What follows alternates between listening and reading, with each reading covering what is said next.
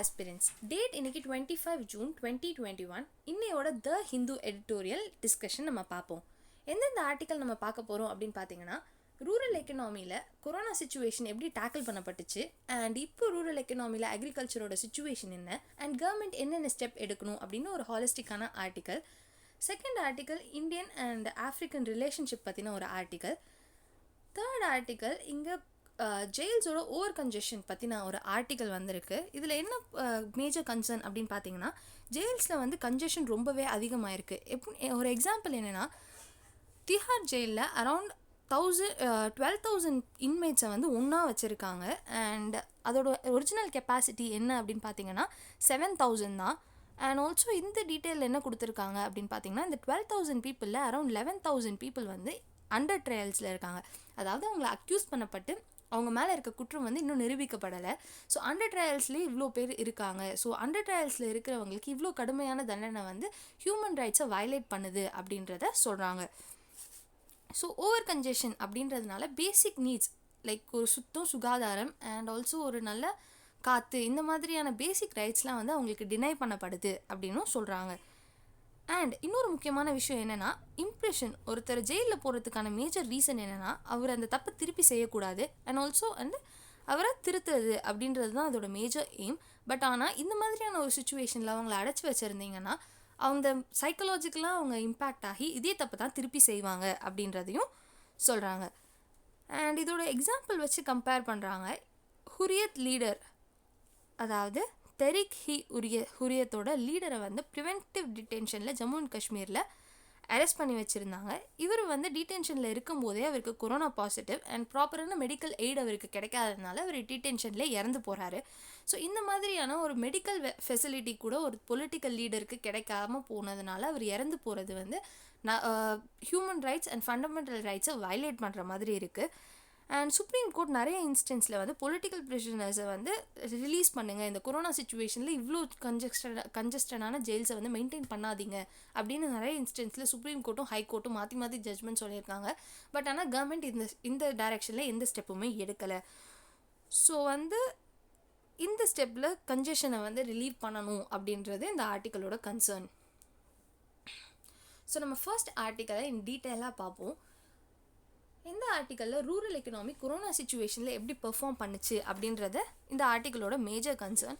இந்தியாவில் corona situation குறைஞ்சிக்கிட்டே இருக்குது அண்ட் ஆல்சோ எக்கனாமி திருப்பி ரீவைவ் ஆகிக்கிட்டு இருக்குது. பட் ஆனால் எக்கனாமி முன்னாடி இருக்கிற சேலஞ்சஸ் ரொம்பவே சீரியஸ் ஆனது. ஸோ இதை சொல்லும்போது ஆத்தர் வந்து நேஷ்னல் ஸ்டாட்டிஸ்டிக்கல் ஆஃபீஸோட டேட்டா ரெப்ரசென்ட் பண்ணுறாரு. இந்தியன் எக்கனாமி அரௌண்ட் 7.3% டிக்ளைன் ஆயிருக்கு, குறைஞ்சிருக்கு. 7.3% ஆஃப் எக்கனாமிக் ஆக்டிவிட்டி வந்து குறைஞ்சிருக்கு அப்படின்னு சொல்கிறாரு. பட் இதை சொல்லும் போது இந்த டேட்டா வந்து ரொம்பவே இன்சஃபிஷியன்ட், இன்கரெக்ட், இதை விட ரொம்ப மோசமான சுச்சுவேஷனில் இந்தியன் எக்கனாமி இருக்குது.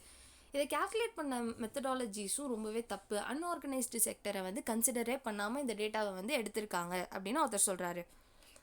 அண்ட் இந்த சுச்சுவேஷனை இன்னும் வேர்ஸ் ஆக்கிற ரியாலிட்டி என்ன அப்படின்னு பார்த்தீங்கன்னா, கொரோனாக்கு முன்னாடியே, அதாவது கொரோனா 2019 வந்துச்சு, இதுக்கு முன்னாடி 3 வருஷமாகவே இந்தியா வந்து ரொம்ப மோசமாக எக்கனாமிக் டேர்ம்ஸில் பெர்ஃபார்ம் பண்ணிகிட்ருக்கு. இந்தியன் எக்கனாமியோட க்ரோத் ரேட் என்ன அப்படின்னு பார்த்தீங்கன்னா 8.3% இருந்துச்சு 2016. அண்ட் 2019 கொரோனா இம்பேக்ட் ஆகிற வருஷம் வந்து 4% ஆகிடுச்சு. ஸோ வந்து நம்மளோட எக்கனாமிக்கு கம்ப்ளீட்டாக கொரோனா காரணம் கிடையாது, அதுக்கு முன்னாடியே நம்ம வந்து ரொம்ப மோசமாக தான் பெர்ஃபார்ம் பண்ணிகிட்டு இருந்தோம் அப்படின்னும் ஆத்தர் சொல்கிறாரு. இதனால் நிறைய ஜாப் லாஸ் ஆகிருக்கு அண்ட் பேசிக் இன்கம் வந்து எல்லாருக்குமே குறைஞ்சிருக்கு. இந்த பேண்டமிக் இந்த சுச்சுவேஷனை ரொம்ப மோசமாக தான் ஆக்குச்சு அண்ட் இந்த பேண்டமிக் இதுக்கு முழுசான காரணம் கிடையாது. லாக்டவுனால் ஓவரால் எக்கனாமிக் ஆக்டிவிட்டீஸ் ரொம்பவே அஃபெக்ட் ஆகிருக்கு. அண்ட் ஆல்சோ கவர்மெண்ட்டோட ரெஸ்பான்ஸ் லைக் ஃபிசிக்கல் ஸ்டிமுலஸாக இருக்கட்டும் இல்லை பட்ஜெட்டாக இருக்கட்டும், எதுவுமே வந்து ஒரு கன்சியூமருக்கு பெனிஃபிட் கொடுக்குற மாதிரி இல்லை. ஏன் அப்படின்னா, இதோட டார்கெட் யார் அப்படின்னு பார்த்தீங்கன்னா, ஒரு ஸ்மால் அண்ட் மீடியம் என்டர்பிரனராக இருக்கட்டும் இல்லை அன்ஆர்கனைஸ் செக்டரில் வேலை பார்க்குறவங்களா இருக்கட்டும், இவங்களுக்கு வந்து அவங்களுக்கான பெனிஃபிட்ஸ் வந்து போய் ரீச் ஆகலை.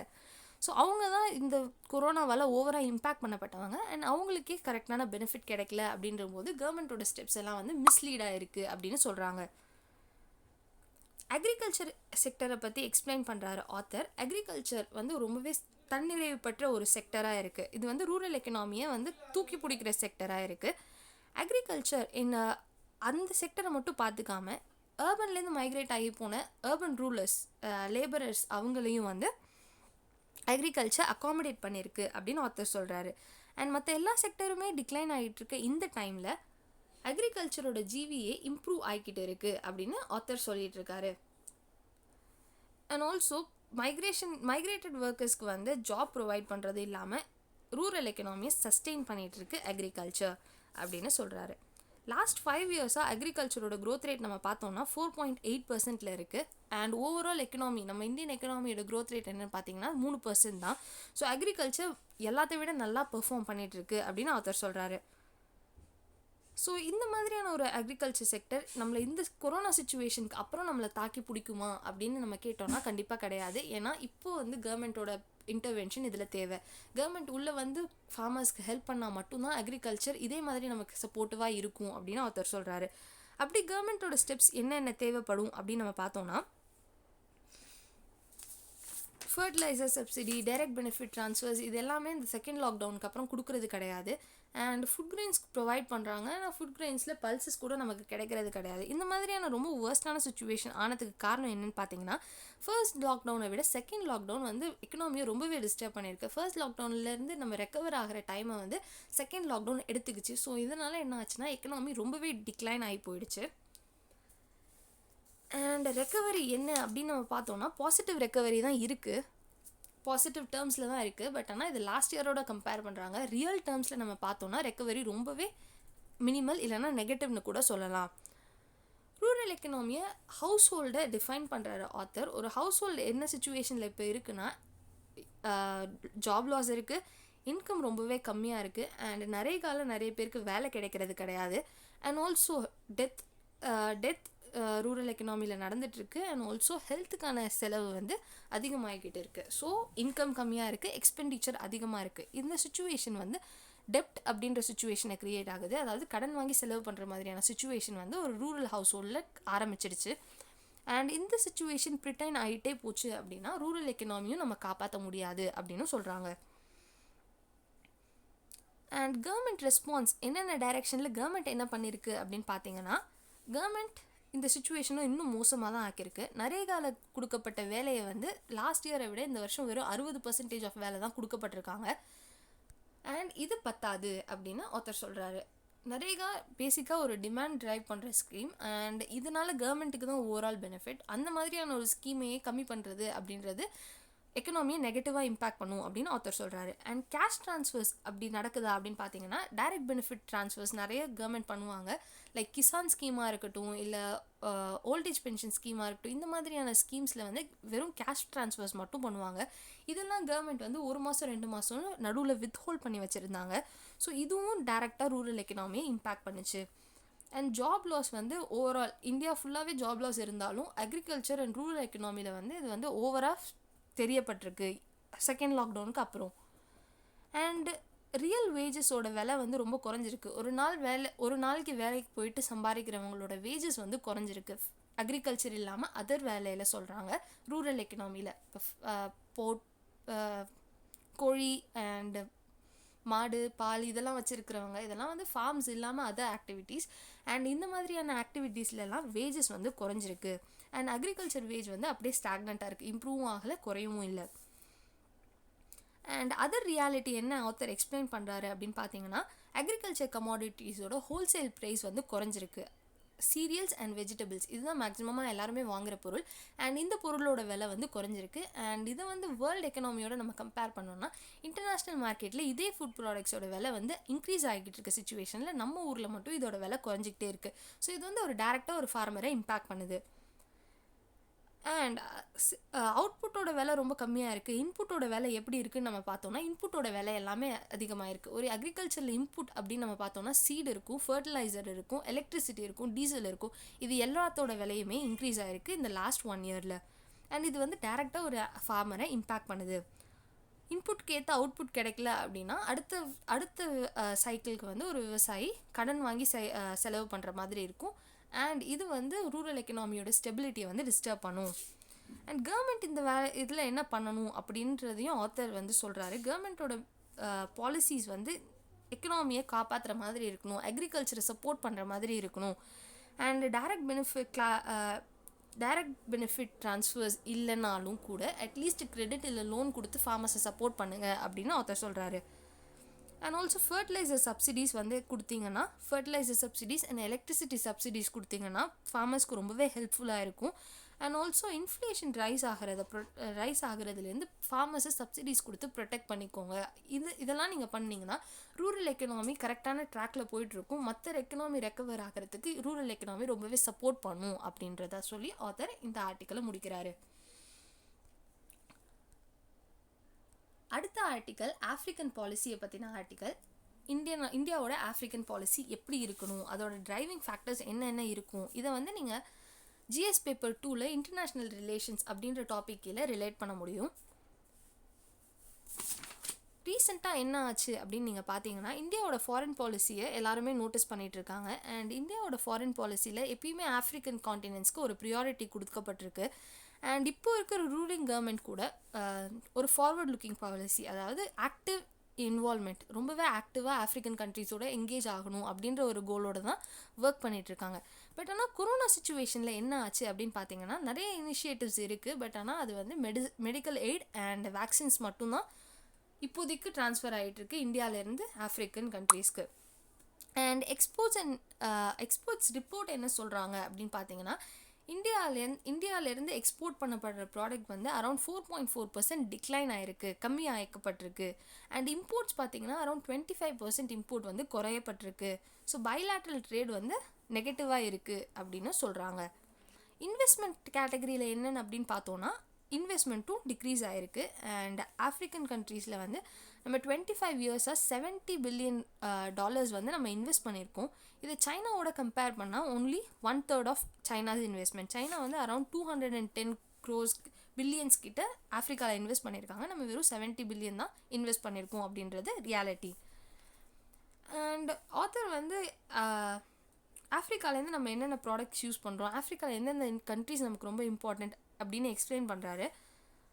டாப் 5 மார்க்கெட்ஸ் சவுத் ஆஃப்ரிக்காவில் இந்தியாவுக்கு என்ன அப்படின்னு பார்த்தீங்கன்னா, south Africa, Nigeria, Egypt, Kenya and Togo. இந்த கண்ட்ரீஸ்லாம் ஆஃப்ரிக்கன் கண்ட்ரீஸில் நமக்கு ரொம்பவே இம்பார்ட்டண்ட்டான கண்ட்ரீஸ். அதுதான் நம்மளோட மார்க்கெட். அண்ட் எந்தெந்த எக்ஸ்போர்ட் குட்ஸ் எக்ஸ்போர்ட் எங்கேருந்து நம்ம பண்ணுறோம் அப்படின்னு பார்த்தீங்கன்னா, south Africa, Nigeria, Egypt, Angola and Guinea. And என்னென்ன ப்ராடக்ட்ஸ் நம்ம எக்ஸ்போர்ட் பண்ணுறோம் அப்படின்னு பார்த்தீங்கன்னா, mineral fuels and oil, pharmaceuticals and vehicles, இதெல்லாம் வந்து நம்ம எக்ஸ்போர்ட் பண்ணுறோம். அண்ட் இம்போர்ட் என்ன பண்ணுறோம் அப்படின்னு பார்த்தீங்கன்னா, மினரல் ஆயில், க்ரூட் ஆயில் நம்ம இம்போர்ட் பண்ணி ப்ராசஸ் பண்ணி எக்ஸ்போர்ட் பண்ணுறோம். pearls and precious and semi precious stones, இது வந்து அரௌண்ட் 77% ஆஃப் ட்ரேட் வித் ஆஃப்ரிக்காவை வந்து டிஃபைன் பண்ணுது. அண்ட் குளோபல் காம்படிஷன் அப்படின்ற விஷயத்தில் ஆத்தர் என்ன சொல்ல வராரு அப்படின்னு பார்த்தீங்கன்னா, கொரோனா சுச்சுவேஷனில் குளோபல் கண்ட்ரிஸ் ஆஃப்ரிக்காவுக்கு என்ன பண்ணியிருக்காங்க அப்படின்னு பார்த்தீங்கன்னா, பெருசாக எதுவுமே பண்ணலை. இந்த மாதிரி கொரோனா சுச்சுவேஷனில் நிறைய அசிஸ்டன்ஸும் இன்வெஸ்ட்மெண்ட்டும் ஆஃப்ரிக்காவுக்கு போய் சேரலை அப்படின்றது தான் உண்மை. ஆஃப்ரிக்காவில் 5.2 மில்லியன் பீப்புள் இன்ஃபெக்ட் ஆகிருக்காங்க, 1 லட்சம் பேர்கிட்ட இறந்து போயிருக்காங்க. இந்த நம்பர்ஸ் மற்ற கண்ட்ரீஸை கம்பேர் பண்ணும்போது ரொம்பவே அதிகம். பட் ஸ்டில் மீடியாவை வந்து இதை கவர் பண்ணலை. ஏன்னா ஆஃப்ரிக்கன் கண்ட்ரியோட எக்கனாமியாக இருக்கட்டும், அதோட பாப்புலேஷன் ஆகட்டும் இம்ப்ரெசிவாக இல்லைன்றதுனால நிறைய மீடியாஸ் இதை கவர் பண்ணலை. ஸோ ரியாலிட்டி என்ன அப்படின்னா, ஆஃப்ரிக்கன் கண்ட்ரிஸ் எக்யூப்டு, அவங்கக்கிட்ட அதுக்கான ஹெல்த் இன்ஃப்ராஸ்ட்ரக்சர் அவ்வளோ புவராக இருக்குது. இதை இந்த கொரோனா சுச்சுவேஷனை மேனேஜ் பண்ணுற அளவுக்கு அவங்கக்கிட்ட இன்ஃப்ராஸ்ட்ரக்சர் இல்லை அப்படின்றது தான் உண்மை. ஆனால் எபோலா போன்ற நோயெல்லாம் வந்து அவங்க கடந்து வந்ததுனால கொரோனாவை டேக்கிள் பண்ணிகிட்ருக்காங்க அப்படின்னு சொல்கிறாங்க. கேட்வே ஹவுஸ் அப்படின்ற ஆர்கனைசேஷன் ஒரு ஸ்டடி கண்டக்ட் பண்ணுறாங்க. அதோட ஹெட்டிங் என்னென்னா, exchange of external powers in Africa, take away for India. So ஆஃப்ரிக்காவில் நடக்கிற ஒரு இன்டர்நேஷ்னல் காம்படிஷனை எக்ஸ்பிளைன் பண்ணுற மாதிரியான ஒரு ஆர்டிக்கல் அது. அதில் என்ன சொல்கிறாங்க அப்படின்னு பார்த்தீங்கன்னா, அமெரிக்கன் கண்ட்ரீஸ் ஆகட்டும், யூரோப்பியன் கண்ட்ரீஸ் ஆகட்டும், இல்லை ஏஷியன் கண்ட்ரீஸ் ஆகட்டும், ஆஃப்ரிக்காவுக்கு ஹெல்ப் பண்ணுறதுக்கு முன் வராங்க. ஹியூமானிட்டேரியன் பேசிஸ், மனிதாபிமான பேசிஸில் கிடையாது. ஆஃப்ரிக்காவில் இருக்கிற mineral resources, ocean resources and precious stones, இதுக்காக மட்டும்தான் வந்து ஆஃப்ரிக்காவுக்கு அசிஸ்டன்ஸ் ப்ரொவைட் பண்ணுறாங்க. இதுதான் உண்மை அப்படின்னு எக்ஸ்பிளைன் பண்ணுது இந்த ஸ்டடி. ஸோ பேசிக்காக சைனா என்ன பண்ணியிருக்கு அப்படின்னு பார்த்தீங்கன்னா, இந்த பேண்டமிக் சுச்சுவேஷனை யூஸ் பண்ணி அதோட வேக்சின் பாலிசியை அழகாக டிசைன் பண்ணியிருக்கு. ஆஃப்ரிக்காவில் மேக்ஸிமம் எல்லாருக்கும் வேக்சின் கிடைக்கணும் அப்படின்ற அளவுக்கு வேக்சின் எக்ஸ்போர்ட் வந்து சைனா பண்ணிகிட்ருக்காங்க ஆஃப்ரிக்காவுக்கு. வேக்சின் பாலிசியில் இந்தியா வந்து ஃபெயில் ஆகிடுச்சு அப்படின்னு தான் நம்ம சொல்ல முடியும். ஏன் அப்படின்னா அதுக்கு சில காரணங்கள் கோட் பண்ணுறாங்க. ஃபர்ஸ்ட் காரணம் என்னென்னா, நமக்கு டொமஸ்டிக்காகவே ஷார்ட்டேஜ் இருக்கும்போது நம்ம எக்ஸ்போர்ட் பண்ண முடியாது. ரெண்டாவது காரணம், இந்தியாவோட இந்தோ பசிபிக் ரீஜனில் நம்ம வந்து ஸ்ட்ராங்காக இருக்கணும் அப்படின்ற ஒரு கோல்காக யூரோப்பியன் யூனியன் அண்ட் யூஎஸ்க்கு வந்து அதிகமான வேக்சின் வந்து நம்ம சப்ளை பண்ணிகிட்ருக்கோம்.